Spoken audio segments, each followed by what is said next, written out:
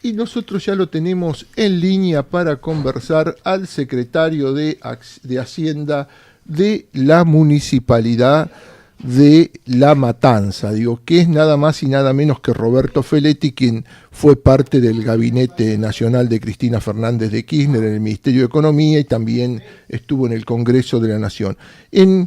Por estas horas donde Magario cuestionó al gobierno provincial, cuestionó a Vidal por los cambios en el fondo educativo y le reclamó que en el fondo educativo hacen falta nuevamente dineros para obras.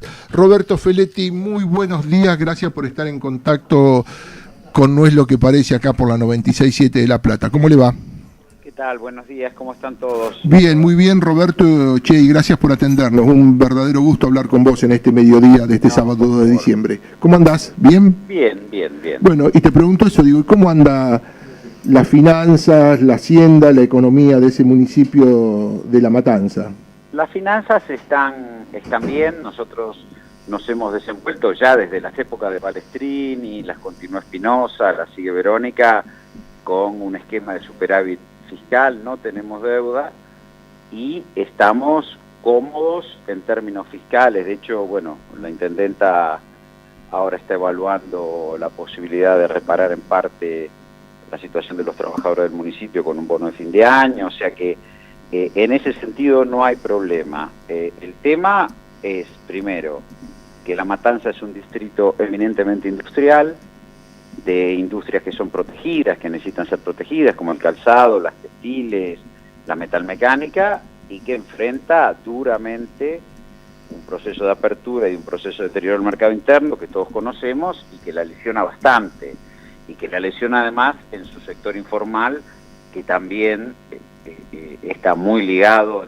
endógenamente a ese proceso industrial, ¿no? Porque cuando le va bien al trabajador, el trabajador gasta, compra, consume, eso hace que aumente la gastronomía, aumente la indumentaria, aumente los distintos lugares. En la medida en que eso empieza a cerrarse, en la medida que el trabajador tiene que destinar más de su salario a pagar la luz, a pagar el gas, al transporte, en la medida que se frenan las paritarias, en la medida que hay competencia de artículos importados, todo ese circuito económico que funcionó también hasta el 2015 comienza a deteriorarse y el municipio tiene que intervenir, tiene que destinar un gasto creciente a inversión social, a reforzar comedores escolares, a reforzar hospitales, a reforzar distintos programas de atención social, porque hay una demanda mucho mayor. Y eso obviamente estresa las finanzas. Nosotros nos gustaría mucho más hacer inversión urbana, ¿no? Pero bueno, esta es la realidad que vive La Matanza hoy, con un municipio holgado, pero que está siendo agredido, como le pasa a la mayor parte del conurbano industrial, por una política económica que no contiene la industria. Le hago esta pregunta en función de esto que me cuenta, digo, ¿cómo se hace en un municipio interminable como La Matanza para desde el municipio poder llegar con los servicios básicos, ¿no? Sí, interminable no es, pero es grande.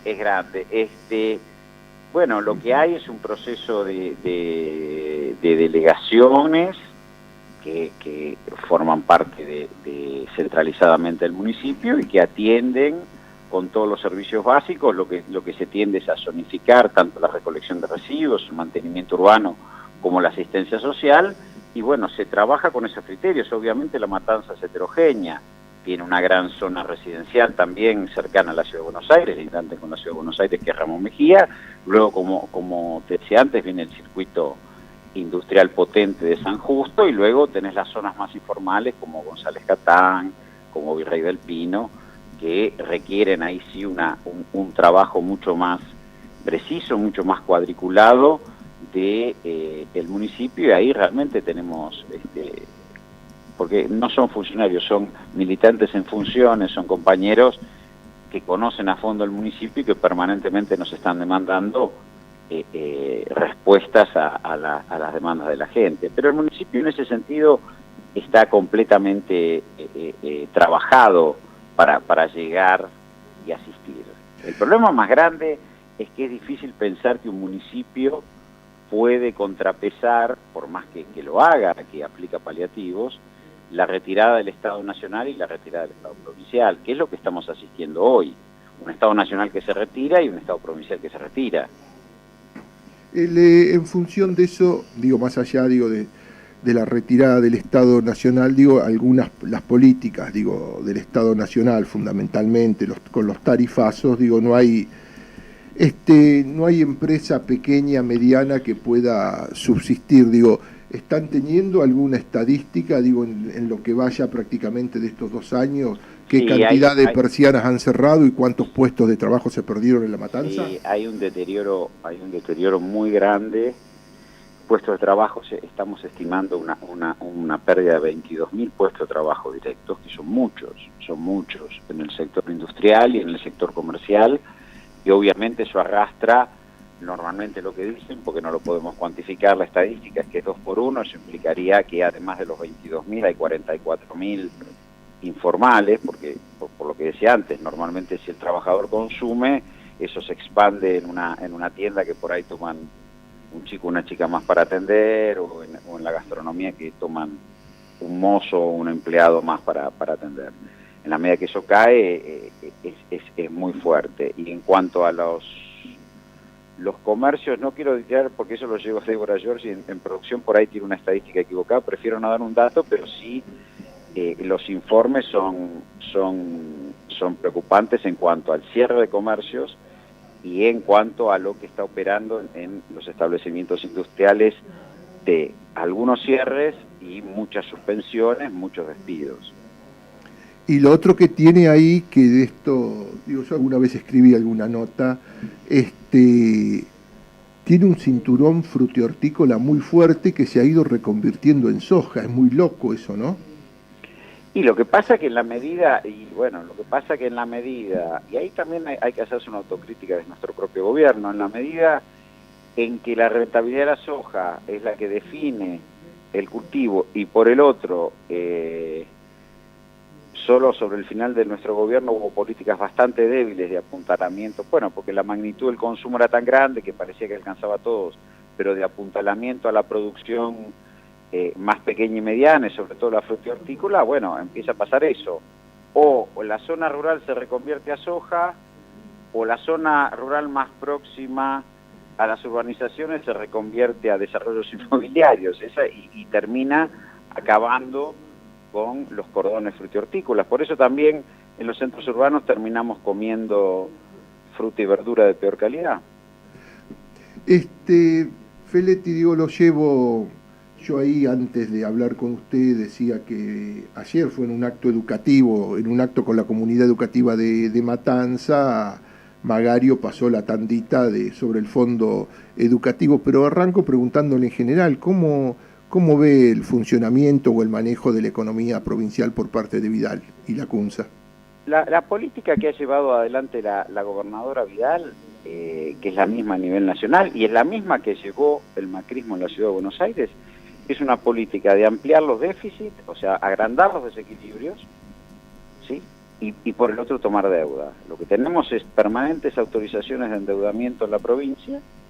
Ya llevaban tomados a mediados de este año 8.200 millones de dólares, están pidiendo para el año que viene 2.000 millones de dólares más, por un lado. Por el otro, hay una política de insistencia en el recorte de lo que es salarios, sobre todo el sector docente, y de servicios. Hay una política permanente de retirada, pero cuando yo digo retirada del Estado provincial, bueno, es el mantenimiento de hospitales, es la presencia del Estado en políticas de seguridad, es la presencia del Estado en lo que es educación. Digo, no, si uno tuviera que identificar en casi 2 años de gobierno de Vidal cuáles son sus issues de política, cuáles son sus puntos fuertes de política, nos cuesta mucho.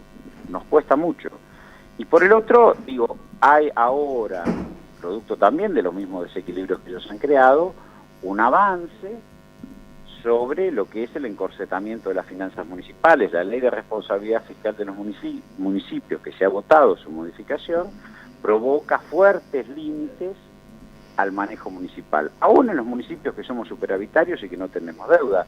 Lo que la intendenta dice con el fondo educativo es: nosotros tenemos paralizado fondo del fondo educativo porque la provincia no nos deja arreglar las escuelas de La Matanza, que son provinciales, pero que nosotros con esos fondos los podríamos hacer. No logramos llegar a un convenio que nos permita hacerlo. Y por el otro, ahora instala un conjunto de recortes que van a limitar severamente el uso del fondo. Por ejemplo, a nosotros el fondo educativo nos permitió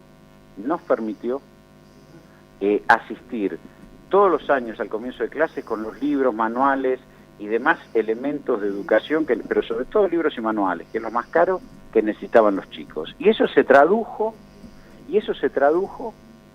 en que los chicos de La Matanza, después de 2 años de esta política, tienen, de acuerdo a las pruebas que hace el propio gobierno nacional, un buen nivel de comprensión de texto y un buen nivel de lectoescritura. Bueno, digo, o ahora con esta lógica del fondo educativo lo vamos a ver restringidos de aplicar esta política. Lo mismo pasa en esta nota que sale en La Nación, con información del Tribunal de Cuentas. No es que La Matanza es la que más recibe fondos de la provincia. Primero son los fondos que le corresponden a La Matanza por la coparticipación provincial. No es una decisión de la gobernadora que nos da los fondos. Es lo que le corresponde a La Matanza por su alícuota de coparticipación. Pero además, que nos han recortado la coparticipación, sobre todo en el área de salud, con el CUT, el manejo del coeficiente de coparticipación lo han bajado. Además, es baja en función del número de habitantes que tiene La Matanza. A pesar de ese recorte en lo que es la atención ambulatoria en salud para La Matanza, igual nosotros logramos en La Matanza, contra la tendencia a nivel provincial, de bajar la mortalidad infantil. Entonces digo, estas son las discusiones de fondo que vienen y que están. El gobierno nacional, el gobierno provincial ha hecho aprobar un presupuesto donde baja la recaudación de ingresos brutos, o sea, va a tener una menor recaudación del impuesto sobre las empresas y va a tener una mayor recaudación sobre el impuesto inmobiliario urbano y rural.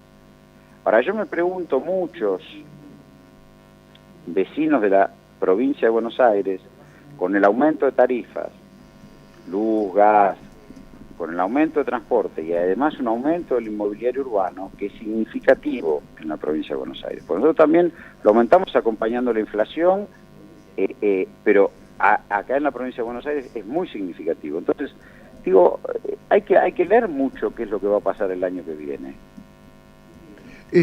¿Sabe qué? Digo, usted ahí me lo mencionó al pasar, el tema del endeudamiento. Digo, mucha gente, salvo los que, voy a decir así, la ahorrista común que está en el plazo fijo ni se entera y el resto de la gente menos. Pero los días martes se licitan LEVAC, los días miércoles, acá en el Banco Provincia, se licitan letras del Tesoro, que son un puntito, como no tienen el impuesto, son un puntito más rentable que las LEVAC. Digo, sí. ¿Ha estado observando eso, Feletti, sí, de claro, cómo va el endeudamiento, la toma de esas letras del Tesoro? A ver, el tema que estamos viendo hoy es hasta cuándo la Nación y subsidiariamente las provincias pueden estar teniendo 30.000 millones de dólares por año de endeudamiento, y hasta cuándo el Banco Central puede estar pagando una renta que devenga en dólares 2% mensual. Digo, cuando la renta financiera mata la renta productiva, cuando la renta financiera no hay con qué darle, cuando la gente va a tomar, hasta la gente económico más chico, va a tomar una decisión de inversión, va, no sé, a ampliar su comercio, comprarse una máquina, y por ahí la mujer le dice: no, viejo, deja la plata en el banco, que ¿para qué te vas a...? Cuando pasa ese análisis es porque el país va camino a un problema. Estos ciclos lo hemos vivido. Se vivió en la dictadura militar entre el 77 y el 81, estos endeudamientos, y terminamos con el crack del 81, con el que apuesta el dólar pierde y todas esas cosas, y se volvió a ver a partir del segundo gobierno de Menem, después de la privatización de las FJP, tan otro ciclo de endeudamiento que lo remata la alianza con el Corralito y el crack del 2001. Digo, 2 veces hubo un ciclo de endeudamiento así y 2 veces el país terminó en crisis. Sería bueno poder discutir, inclusive hasta los legisladores que livianamente le han aprobado el presupuesto a la gobernadora, a dónde nos lleva este proceso, dónde vamos a a llevarnos. Todos sabemos cuando tenemos un proceso en el cual, como decía antes, llevar la plata al banco da más que cualquier actividad productiva e inclusive nos permite ganar en dólares, solo la renta financiera, si dura, es porque va a terminar en un proceso de crisis. Tremendo lo que está diciendo Feletti. Digo, pero... Sí, no es tremendo, es la historia económica reciente, la del 77 al 81, dictadura cívico-militar, y la que ocurre entre el 95 y el 2001, segundo gobierno de Menem y gobierno de Alianza. Un ciclo de endeudamiento que no tiene correlato productivo, porque en sí mismo el endeudamiento no es ni bueno ni malo. Un ciclo de endeudamiento que no sirve para el equipamiento productivo, que solo sirve para la fuga de capitales o la especulación financiera, y ha pasado, termina en crisis. Puede tardar, puede ser que al gobierno el año que viene le den otra vez los 30.000 millones de dólares, puede ser inclusive hasta, pero digo, hay un punto en que eso se interrumpe. Le pregunto esto, usted, cuando yo le hablaba de la soja, hizo alguna autocrítica, y le pregunto esto en función de esto último que me decía, ¿cuánta responsabilidad tiene el gobierno de Cristina Fernández de Kirchner, el ministro Kicillof, digo, para que Cambiemos termine haciendo estas operaciones económicas? No, a ver, lo que hace Cambiemos es lo que Cambiemos viene a hacer, digamos, se apoya en un país que recibe desendeudado, ese es el primer punto, que tenía desequilibrios en el plano externo y fiscal no tan graves, y avanza sobre eso, digo. Lo que nosotros a lo mejor nos tenemos que hacer de autocrítica, lo que nosotros a lo mejor tenemos que reflexionar, es que cuando la economía a partir del 2012 sufre la falta de divisas, o sea, ya las exportaciones no se revelaban como potentes para financiar el crecimiento, es decir, durante muchos años, durante 8 años crecimos, ¿por qué? Porque teníamos un volumen de exportaciones que permitía importar y el gran mérito fue apostar todo eso a un modelo industrial. Cuando eso hacia el 2012 empieza a mostrar signos de límites, en parte por la situación internacional, sobre todo la situación de Brasil, en parte porque también empezamos a tener un desequilibrio de energía, en parte porque si bien logramos reestructurar la deuda bien, hay que empezar a pagarla y eso también incide. Bueno, ahí me parece que hubo soluciones transitorias como la regulación cambiaria y como la administración de comercio, pero que lentamente había que ir hacia un programa de desarrollo, un programa de estímulo a la inversión. Y eso requiere concertación, requiere consensos de mayorías, y creo que me parece que ahí es donde no se abre una discusión del cómo seguir. Yo, por ejemplo, lo digo, porque lo puedo decir ahora porque el escenario político lo permite decir. Yo era una persona que estaba muy convencida de que hubiera sido muy bueno para este país que Scioli fuera presidente. Y lo digo en un contexto, no estoy especulando políticamente hoy con esto. ¿Por qué? Porque me parece que había la posibilidad de recuperar un modelo industrial, porque en definitiva si hubo un gran mérito de todos nuestros años fue que recuperamos la industria y la hicimos crecer y la sostuvimos, aún en situación de dificultad, a partir de incorporarle pautas de desarrollo. Es decir, cómo ese modelo industrial empezaba a tener más nivel de inversión, más nivel de financiamiento de la inversión, habría otras discusiones sobre la competitividad de la economía y demás, y creo que eso requería una mesa de concertación y creo que en ese sentido Scioli lo hubiera podido hacer. Es la segunda vez que falla en la Argentina un proyecto de desarrollo. La visión que tuvo Frondizi, que algunos recuerdan, fue esencialmente esta, fue decir, bueno, el peronismo dejó un modelo industrial que encontró un límite, que ya se verificaba cuando en el 54-55 se abren los congresos de la productividad y empieza una discusión sobre el problema de la inversión, que bueno, es truncado por un golpe sangriento. Pero en realidad Frondizi lo que piensa es, bueno, recuperemos el modelo industrial y forcemos consensos, pues eso fracasa y naufraga. Creo que ahora había una nueva oportunidad incluso mucho más potente. Es decir, bueno, el modelo industrial se quedó sin divisas, no podemos sustentarlo solo en el consumo, necesitamos inversión. ¿Cómo la financiamos? Creo que si uno tuviera que autocriticar esa etapa es que nosotros no financiamos la inversión, no estimulamos la inversión. Y es un componente de la demanda también, no solo el consumo. Ahora, este gobierno nunca va a tener shock de impresión, incluso lo ha puesto en el presupuesto nacional. Permítame hacerle pero Macri no dice que es desarrollista. No, Macri no es desarrollista. Macri es un liberal conservador. y además aplica un capitalismo extractivo. Sus núcleos privilegiados en la recomposición de precios que tuvo la economía en estos 2 años del sector productivo es la energía, el agro y la minería. O sea, 3 industrias extractivas, que siempre para un modelo industrial son subsidiarias del modelo industrial. Acá, la energía, recompuesta por el tema de tarifas, el agro, recompuesto por la devaluación más la baja de retenciones, y la minería, recompuesta por la devaluación más la baja de retenciones, o sea, 3 sectores beneficiados por el cambio de precio de la economía, son 3 sectores extractivos. Y en el plano de servicios, indudablemente, se lleva la palma el sector financiero. Digo, no, eso no tiene nada de desarrollismo. Filetti, digo, no, es imposible no mencionar la palabra peronismo. Digo, este peronismo fragmentado de una manera u otra, algunos porque votan y otros porque no le alcanza el voto, digo, apoya las medidas más duras y restrictivas del gobierno. Digo, ¿cómo se sale de esto? Y creo que hay malas lecturas de la realidad de muchos compañeros. Digo, primero, yo no comparto y lo fundo en el resultado electoral, que desapareció el voto peronista o que el voto peronista sigue estando.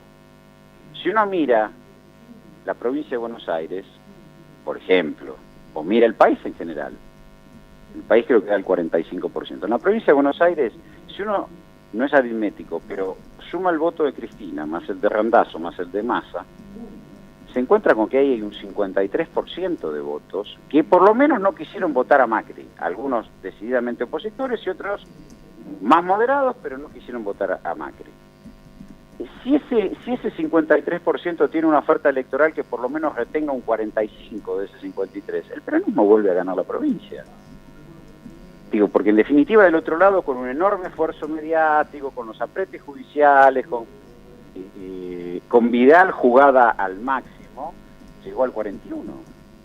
Es decir, y del otro lado hubo un 53% que dijo, yo no voto amarillo, y voto candidatos filoperonistas.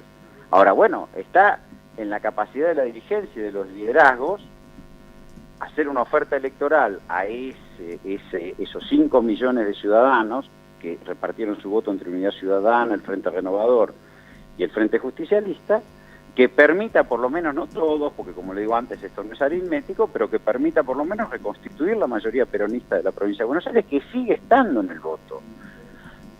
Y lo mismo pasa a nivel país. Ahora, los compañeros que creen que acá se trata de mimetizarse con Macri y hacerle en aras de la gobernabilidad y esos discursos, acompañar estas políticas de ajuste, lo que están haciendo es dejar sin representación a esa ciudadanía que de un modo u otro votó un color peronista. Y ese es el error más grave. Y en ese punto hay que tomar como ejemplo la situación de Urtubey, alguien que quiso ser más macrista que Macri. No lo estigmatizo a él, ni es una crítica a lo personal a él, digo, fue una opción política que él tomó y la realidad le demostró que no, que nadie compra fotocopias, que hay un voto peronista, hay un voto de una ciudadanía peronista, que está esperando una oferta electoral, una propuesta del peronismo hacia adelante, que permita reconstruir una mayoría electoral. No es cierto que desapareció, que no, lo que está es dividido por distintas razones, pero si uno mira la provincia de Buenos Aires, va a ver que hay 5 millones de ciudadanos que de algún modo, porque el que votó a Massa y el que votó a Randazzo en la general en octubre, es porque definitivamente no quiere votar boleta amarilla.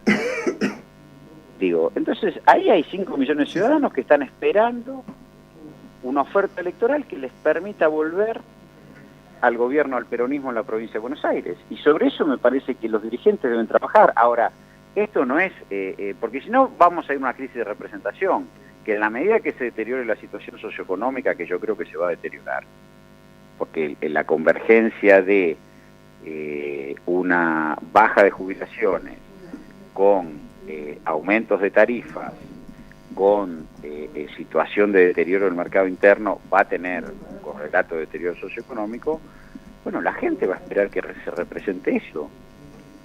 Y la ciudadanía, y creo que es una tarea del peronismo. El peronismo, acá esta discusión que hubo ahora, donde para que no haya ajuste sobre las provincias va a haber ajuste sobre el ANSES, eso no es una discusión peronista.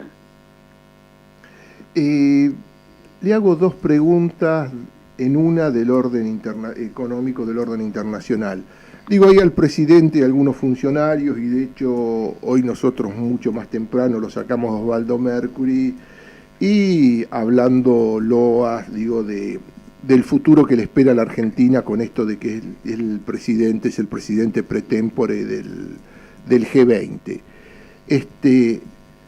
Le pregunto esto, digo, ¿puede eso realmente traer inversiones genuinas, no timba a la Argentina? Y lo otro que le pregunto es los cambios en la Reserva Federal ahora por parte del presidente Trump pueden también afectar el financiamiento argentino, a la Argentina, ¿no? Bueno, hay dos cuestiones, es una pregunta larga, voy a tener que tres cuestiones. Primero, discúlpeme, pensé que la podíamos sintetizar, mil disculpas. No, voy a hacer un intento. Primero, el G20 quedó bastante devaluado después de la crisis del 2008-2009 en su capacidad de resolución. Hubo un momento en que sobre todo Estados Unidos con Obama le quisieron dar vuelos, fue el momento de auge que se habló de la nueva regulación del sistema financiero, que el G20 se ponía de acuerdo, fue el momento de Obama dialogaba con China y de golpe se planchó, ganaron la pelea los bancos y el G20 quedó bastante devaluado. Un proceso de inserción internacional como que ensaya hoy el presidente de la Nación, que se va a materializar en el acuerdo con la Unión Europea, lo que va a provocar es una avalancha de productos importados sobre la Argentina, en un contexto donde ya el déficit comercial es de los más altos de los últimos 20 años. Es decir, que yo no veo el rumbo, estamos en un mundo proteccionista, porque uno, en una visión indulgente de los 90, puede decir, bueno, cuando Menem abrió la economía era un momento donde el comercio internacional crecía, Argentina necesitaba modernizar su economía en general, después bueno, fue de una forma subordinada, pero había alguna lógica. Hoy no, hoy hay un mundo proteccionista, hay un mundo que está discutiendo palmo a palmo cada puesto de trabajo, y peleando por cada puesto de trabajo. Entonces, esto de que yo voy corriendo a hacer una alianza con la Unión Europea, primero, Estados Unidos ha reforzado su proteccionismo. Y el segundo punto, efectivamente, primero, Estados Unidos salió fortalecido de la crisis del 2008-2009, logró ganar competitividad a partir de una mejora en su abastecimiento de energía. Por eso Trump puede ensayar las políticas industrialistas que va a ensayar. Va a crecer y seguramente va a empezar a demandar fondos de la liquidez internacional del mundo. El cambio de la presidenta de la Reserva Federal, cuyo nuevo titular asume en febrero, está en esa línea. El paquete fiscal que Trump está discutiendo en el Congreso hoy de los Estados Unidos, sobre la base de rebaja de impuestos y de mejorar la capacidad de inversión de las empresas norteamericanas, requiere financiamiento. El paquete de infraestructura, amplísimo, de 500 billones de dólares que Trump quiere volcar en Estados Unidos, requiere financiamiento. Y el cambio en la Reserva Federal probablemente vaya acompañando una suba de tasas. Eso va a afectar la liquidez internacional. ¿En qué medida y si eso complica a la Argentina? Cualquier restricción de la liquidez internacional en el nivel de vulnerabilidad externa que tiene hoy la Argentina, por esto que hablamos del déficit comercial, es grave. Feletti, para ir cerrando, lo quiero volver a un tema que yo lo tenía dentro de las preguntas, pero usted me lo metió dentro de una pregunta, bueno, pero quería retomarlo. Bueno, a ver, no sé qué... No, por favor, del tema de esto de que La Matanza es el municipio que más recursos recibe y Tordillo es el que menos recursos recibe, y ustedes a la vez han hecho un estudio per cápita donde tengo entendido que demuestran que es lo contrario, pero también se la hago dos en una. Y respecto a Capital Federal, a la Ciudad Autónoma de Buenos Aires, ¿cómo está ese tema de los recursos económicos? Sí, la Ciudad de Buenos Aires siempre hay que leerla en este doble rol o este raro instituto que consagró la Constitución del 94 de mitad ciudad, mitad provincia, ¿no? O sea, tiene la autonomía y los recursos de una provincia, pero no deja de ser una ciudad. La Ciudad de Buenos Aires tiene un presupuesto, es el tercer presupuesto del país, tiene un presupuesto que está en 130.000 millones de pesos. O sea, después de la Nación, la provincia de Buenos Aires, viene la Ciudad de Buenos Aires. Y es un presupuesto que básicamente se financia con el impuesto a los ingresos brutos que resignan todas las provincias por imperio del convenio multilateral. ¿Por qué? Porque la Ciudad de Buenos Aires le hace pagar a las empresas que tienen sede en la capital federal, a pesar de que su actividad está radicada en las distintas provincias, el 50% de los ingresos brutos. Entonces, es la principal fuente de financiamiento de la capital federal son los ingresos brutos de las provincias que sus empresas actúan ahí, pero como tienen una oficina en la ciudad, ellos están en todas partes, pero atienden capital, se financia de ese modo. Y además es una ciudad que tiene una dinámica mucho menos desequilibrada que el conurbano bonaerense, es decir, es una ciudad que es sede de las finanzas, es sede de la Administración Nacional, es sede de los procesos de investigación y desarrollo, y obviamente el grado de ingreso per cápita de un porteño está bastante por arriba, inclusive de la media del país. Entonces, es muy difícil evaluar la Ciudad de Buenos Aires. La Ciudad de Buenos Aires goza de un conjunto de beneficios muy grandes, que no goza el resto de las provincias.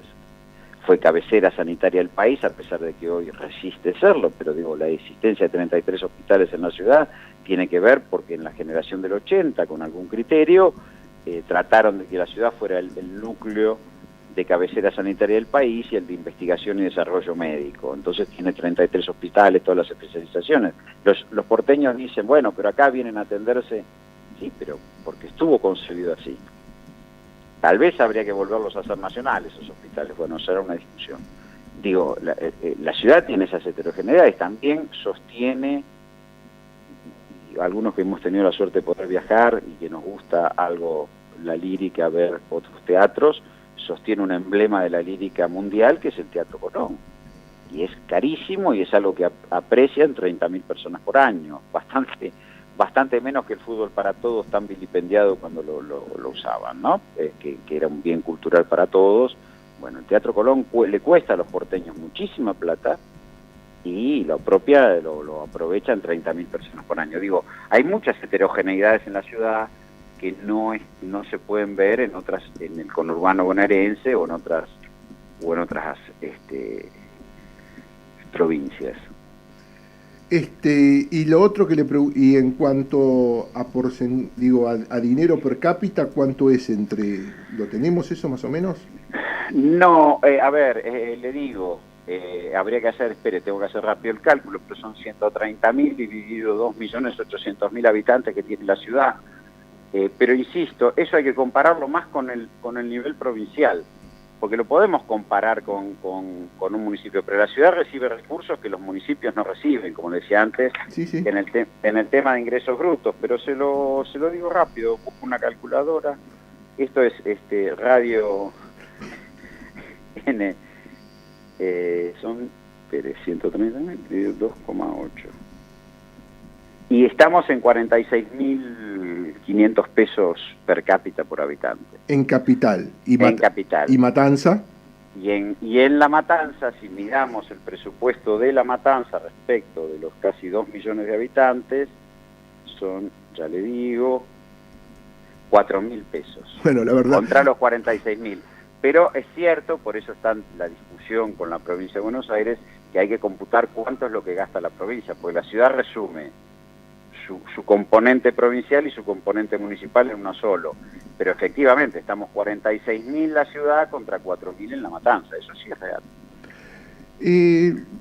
Ahora sí, para ir cerrando, le pregunto esto, algunos, como José Otavis planteaba hacer de la provincia de Buenos Aires 3 provincias, creo, si mal no recuerdo, y algunos plantean partir La Matanza en 4. ¿Por qué debe seguir entera La Matanza? porque lo único que habría en ese caso es consolidar el desastre de municipios insustentables. Primero porque a los vecinos matanceros les iban a obligar a mantener 4 administraciones, hoy mantienen una sola. No sé si somos buenos, pero por lo menos somos uno solo. Si lo dividimos en 4, van a tener que pagar 4 intendentes, 4 gabinetes, 4 consejos deliberantes, digo, ya que hablamos del gasto de la política. Pero además hay un problema de economía de escala y hay un problema de planeamiento urbano. La Matanza sí está integrada fiscalmente porque tenemos sectores con capacidad contributiva que sustentan el presupuesto del municipio y el municipio puede redistribuir socialmente, en términos sociales, hacia las zonas menos favorecidas o más desfavorecidas. Como contrapartida hay un núcleo industrial importante, que esperemos que podamos defenderlo, que genera trabajo. Si dividimos el municipio, igual va a haber un esfuerzo de movilidad de un montón de gente a acercarse a los núcleos más favorecidos. Esta idea de crear un primer cordón electoralmente adicto, separando, no sé, Ramos Mejía de San Justo, que es industrial, y de González Catano, Virrey del Pino, que son más informales, y armar municipios pobres y municipios ricos con un costo alto, porque esos municipios ni siquiera van a poder mantener sus propias administraciones, es muy penoso, porque además las políticas de descentralización que rigieron en los 90 fueron abandonadas. Incluso la pérdida por parte del Estado Nacional de todos los hospitales, de todas las escuelas, su descentralización a las provincias y la descentralización a los municipios ha terminado con unidades que no van. Digo, esto está abandonado en las naciones desarrolladas. Hay una vuelta del Estado Nacional a manejar salud, educación en forma centralizada. Armar unidades más chicas lo único que genera es costos y lo único que hace es consolidar desequilibrios sociales.